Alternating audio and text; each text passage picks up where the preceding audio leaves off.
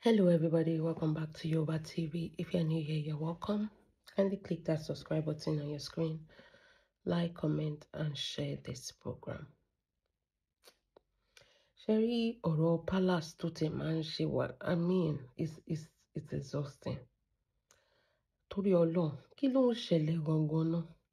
Kò síyàn tó bá mú gbégbá kò mọ̀ gbé, tó bá gbàwò kò mọ̀ gbé.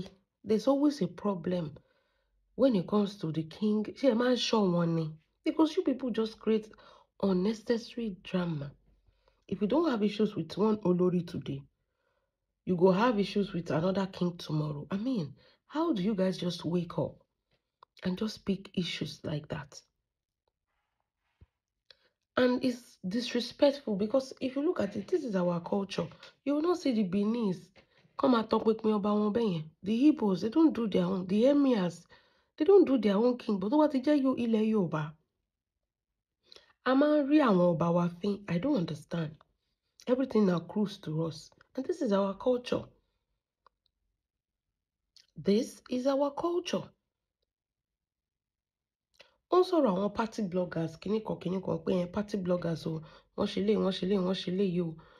At the same time, tọ́wọ́n bá tí pa party blogger kan àwọn tó kúrò ní nísìnyí. Let us draw the line. When it comes to recording a king, kì í ṣe gbogbo nǹkan lè gbọ́dọ̀ pèsè online. That is it. Kì í ṣe gbogbo nǹkan ní cruise. When it comes to palace orí adé, let us have that dignity. For them, we talked about the issue of Olori Temitope dancing with her husband. And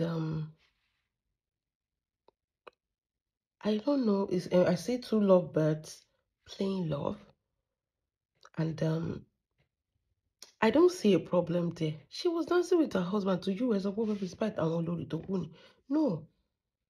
But Kabiyesi kept it classy, and he just told her to go and sit down. He wasn't even hungry. You can see there's a smile on his face. He's just trying to tease it up. He just told her to go and sit down. Then he was having a discussion. To each of them, that's their husband. They don't see that, ọkọ èèyàn mẹ́fà ni ẹ̀yin lẹ ń kà. Àwọn ò kà bẹ́ẹ̀ because tó bá kà lénìí wàá tún kà lọ́la, wàá tún kà lọ́tùnla. Ọlọ́run jẹ́ kó yẹ pé nọ́mbà ló wá kà. Àbí kó wá kà bíríìjì náà àfin. They've learned this is the situation and they're going to live with it for the rest of their lives. But ẹ̀yin lẹ máa ń try láti wá problem káàkiri.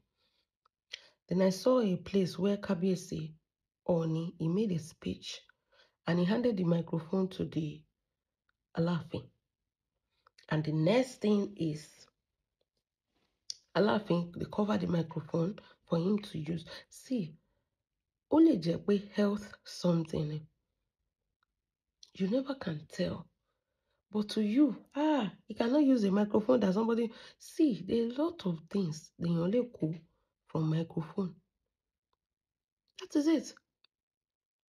A lot of never one artists in microphone is a very deadly something. But you man lost church, the mama she special number, the mama gba mic lọ́wọ́ pastor, gba mic lọ́wọ́ ele, kì í sẹ́nu sọ̀rọ̀ sí.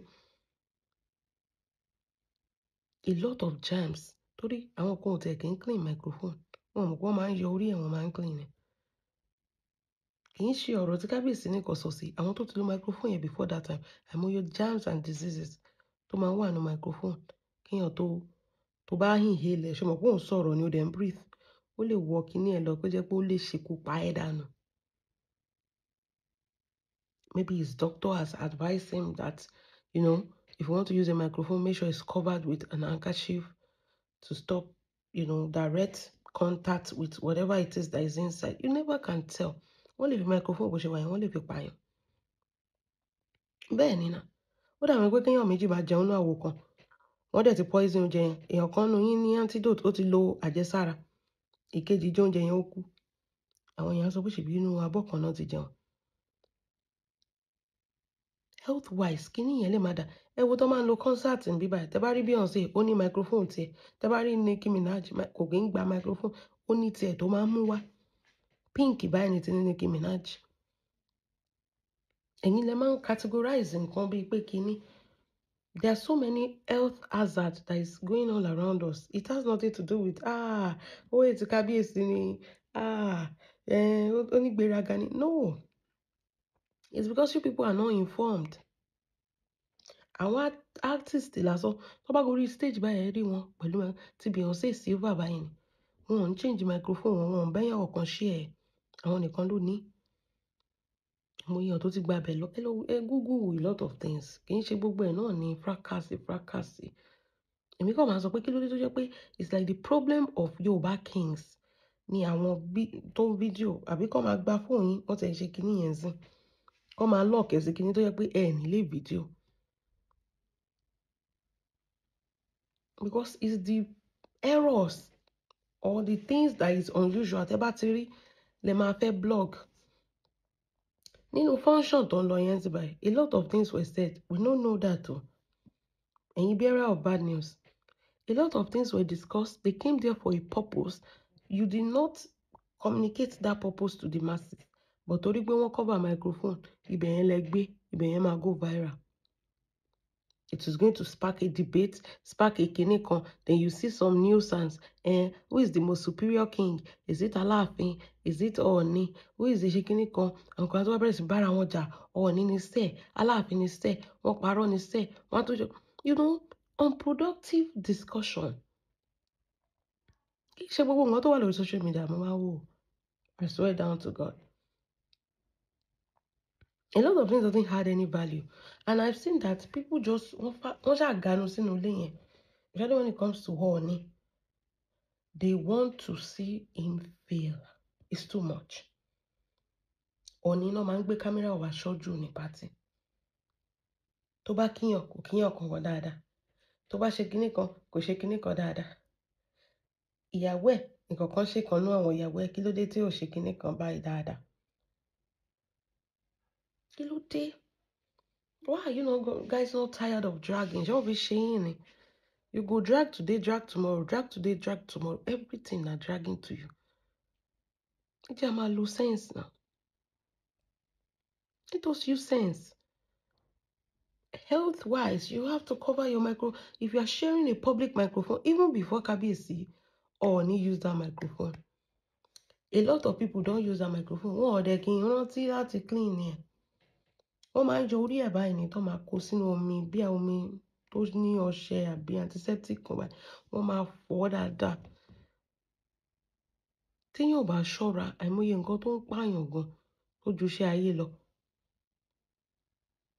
So maybe he has been advised by his doctor to be careful, James Emarellomi ó máa kó gloves ọwọ́. Kò ń touch àwọn ọmọye ń bí báyìí tó jẹ́ pé kì í ṣe latest glove o. Glove aláṣọ. Ó máa kó sọ́wọ́ báyìí kò fẹ́ touch anything. A lot, a lot of things that ẹ máa fojú fò. Ṣé rí ikú? Ìṣẹ́jú kan ló wà láàrin ikú àti ìyè o. Tó bá sọdá bẹ́ẹ̀ ó gba abẹ lọ nìyẹn. Àbí kọ́tẹ́ lọ máa sick. Bẹ́ẹ̀ ni a sọ pé tó bá yẹ kó dẹ̀ ti mọ̀, ẹ̀yin láìkì pé tó bá yẹ kó dẹ̀ ti mọ̀ ni ò bá kúkú ti ṣe bẹ́ẹ̀ yẹn o. Ẹ láìkì kinní yẹn ju kéèyàn take a precaution. Kò sí nǹkan tó ṣe tó bad. Safety ni. It's health wise. Ẹ láìkọ́ máa gbé dìgbà bó ṣe wà yẹn. He has to be careful. Medically, spiritually, everything. Torí irú tó bá lọ contact anything bẹ́yẹn. Wọ́n tún máa náwó. Orí àìsàn lọ́tẹ̀ ẹ̀ máa wà. Àwọn germs kan wà tó jẹ́ pé a lè fojú rí. Tó jẹ́ pé bó ṣe wà yẹn bẹ́yẹn. Forever ló wà nínú àgọ́ ara. Téèyàn máa tọ́jú. Ọlọ́run má jẹ́ kéèyàn jẹ̀bi. So ẹ̀yin tẹ́ máa ń drag àwọn èèyàn àbí tẹ́ máa ń lọ party tó jẹ́ pé video mistake, error, something unusual tẹ́ máa fi trend lẹ́ máa ń wá. Ó yẹ kó máa pa yín ni o. Especially any party blogger tó bá yẹ pé irú nǹkan bẹ́yẹn ló gbé jáde. It's unfair, and this is so unfair to the Yoruba culture as well. Tẹ́ bá sọ pé ẹ fẹ́ ṣe fún àwọn tó ń wá party. What about the king? The king palace should be exempted from that. It should be exempted from that. This is our culture right there. Ẹ jẹ́ àpọ́nlé. Kò sí nǹkan tó wà bẹ́ẹ̀ tó ṣe big deal. You people will just start the drama all by yourself because you want to trend. There's no big deal there.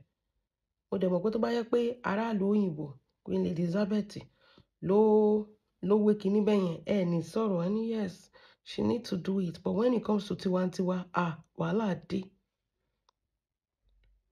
We are always biased. Oh my God. Nigerians are very, especially Yorubas, they're biased. Why go rí Queen sí tó wé microphone ẹ̀ wọ́n ní sọ̀rọ̀ wọ́n ní yes nǹkan tó yẹ kó ṣe nìyẹn yes bó ṣe yẹ kó ṣe nìyẹn ọlọ́mọ ayé kí n ọ̀ràn bó bá ti jẹ́ tiwantiwa wàhálà dé.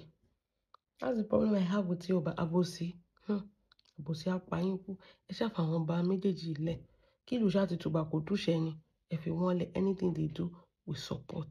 That's just it. Ẹ jẹ́ mọ nǹkan tẹ́ bá feel about this video láti fi lọ́wọ́ ẹ̀yin èèyàn. God bless you. Have a wonderful day. Bye.